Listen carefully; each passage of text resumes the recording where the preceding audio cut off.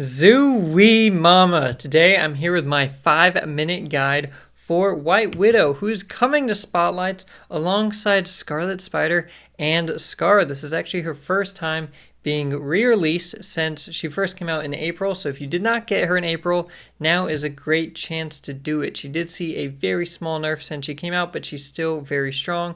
She's a 2-cost, 2-power card with the ability to add a Widow's Kiss to your opponent's side of that location. A Widow's Kiss is a card that's a 0/0 but has the ongoing effect. This has -3 power. Disable this ability if your side of this location is full.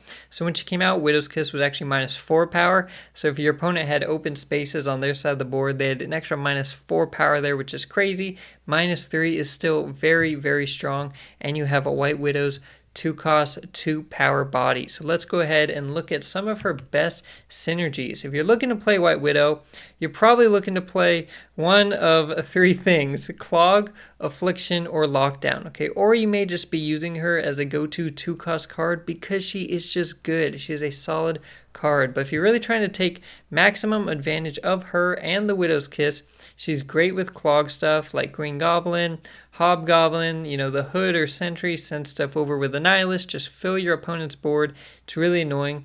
You can also try to hit stuff away from the location that has the Widow's Kiss to help guarantee that it stays at the -3 power. Okay, so Cannonball can do this, something like Juggernaut, stuff to just move around your opponent's cards. And then she works well with Lockdown because if the lane closes before your opponent can fill it and play, 3 other cards there, then it just has -3 power from that Widow's Kiss, and White Widow herself has 2, so she ends up being like a 2/5 that also just kind of annoyed your opponent. So let's take a look at some decks here. First up, we are looking at some Clog and kind of Clog but more Affliction style decks. So this top list, we have stuff to really fill your opponent's side of the board. We've got Debris in here, adding rocks over there. Viper can send over the Hood. You can mess around with Titania. You've got Hobgoblin to fill, Dr. Octopus to help fill, and then you've got Cannonball who can help close the show alongside Red Hulk. So this list is actually running Magic as well as the bottom list. Just fill a lane, and the more you extend the game, you can make sure you win that full lane, and then you just got to really win one other. And Cannonball is so good at doing that, and Red Hulk can also get really big. The second list down here, somewhat similar, but we have the Hazmat plus Ajax combo. If you do own Ajax, this is a very powerful combo. You're putting so many cards on your opponent's side of the board, so Hazmat just gets extra value. And here you have Ajax getting huge and Red Hulk getting huge.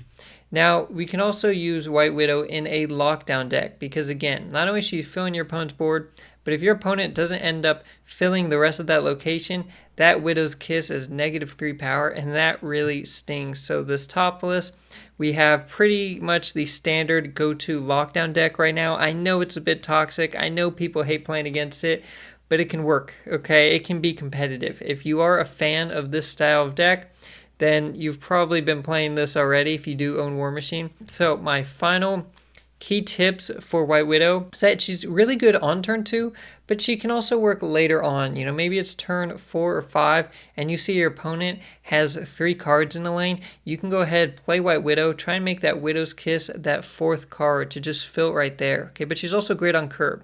A lot of cards are only good on curve or later in the game. She's good both. You do want to try and hit negative effect location. If you have locations, giving a card -1 or -2 power, that's a great target for that Widow's Kiss.